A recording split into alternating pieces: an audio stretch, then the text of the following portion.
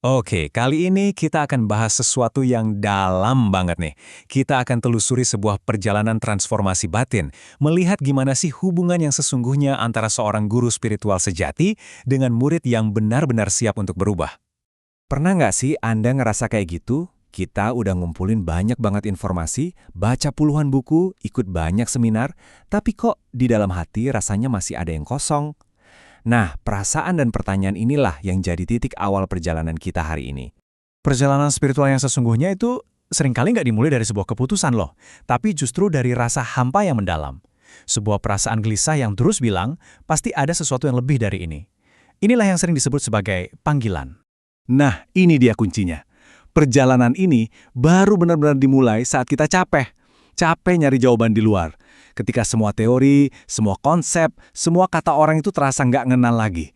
Di titik itulah kita siap buat menempuh jalan yang baru, yaitu jalan ke dalam diri. Di momen inilah peran seorang guru sejati itu jadi krusial banget. Dan catat ya, guru sejati itu nggak dinilai dari apa yang dia ketahui, tapi dari siapa dirinya. Kehadirannya, energinya, itulah yang jadi penunjuk jalan. Coba deh kita lihat bedanya.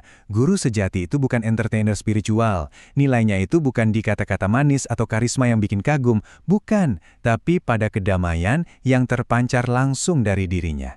Dia nggak bikin murid jadi bergantung, tapi justru membuka jalan supaya si murid bisa jalan sendiri. Dan kalimat ini pas banget buat menggambarkannya. Guru itu ibarat jembatan. Dia nggak minta kita untuk tinggal dan menyembah jembatan itu kan? Dia justru nunjukin arah biar kita bisa menyeberang dan menemukan tujuan kita sendiri. Oke, gurunya udah. Sekarang kita lihat dari sisi satunya, murid sejati. Ternyata nih, kesiapan seorang murid itu nggak diukur dari IQ atau seberapa pinternya dia, tapi dari kualitas hatinya. Nah ini dia. Ada 7 sikap batin yang penting banget. Contohnya, kerendahan hati, kemampuan buat ngaku, oke saya emang nggak tahu apa-apa. Terus ada kesungguhan, bukan cuma iseng-iseng. Dan yang mungkin paling menantang, kemauan buat mengosongkan diri. Ini semua bukan soal nambah ilmu, tapi soal keberanian buat terbuka. Metafora ini kena banget. Coba bayangin, kalau cangkir kita udah kepenuhan sama ego, sama opini, sama konsep-konsep lama, gimana mau diisi sama sesuatu yang baru dan murni? Jadi murid yang siap, itu artinya punya keberanian buat nuang isi cangkir kita dulu. Oke, sekarang kita sampai di dagingnya nih. Gimana sih sebenarnya proses transformasi ini berjalan? Yuk kita bedah tahapannya satu persatu, biar kebayang. Alurnya jelas banget kan?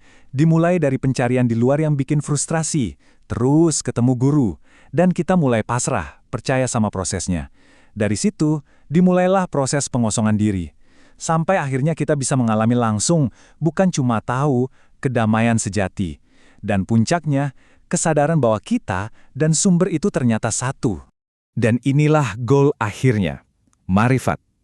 Ini bukan lagi sekedar ide di kepala atau keyakinan, bukan. Ini adalah pengalaman nyata, di mana rasa aku yang terpisah dari Tuhan atau sumber itu melebur, hilang batasnya. Jadi hasil akhirnya apa? Apa kita bakal jadi pengikut setia selamanya? Oh, ternyata bukan. Tujuan sejatinya justru adalah kemandirian batin. Ini luar biasa banget.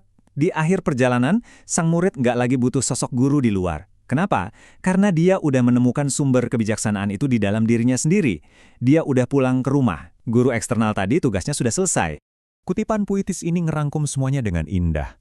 Tujuannya itu bukan si lentera kan, tapi cahaya yang ditunjuk sama lentera itu. Guru hanya penerang jalan. Nah, kita tutup dengan pertanyaan reflektif ini untuk Anda. Kalau ternyata jalan menuju kebenaran sejati itu adalah tentang melepaskan, tentang mengosongkan diri, maka pertanyaan terpentingnya bukan apa yang ingin kita raih, tapi apa yang kita bersedia lepaskan.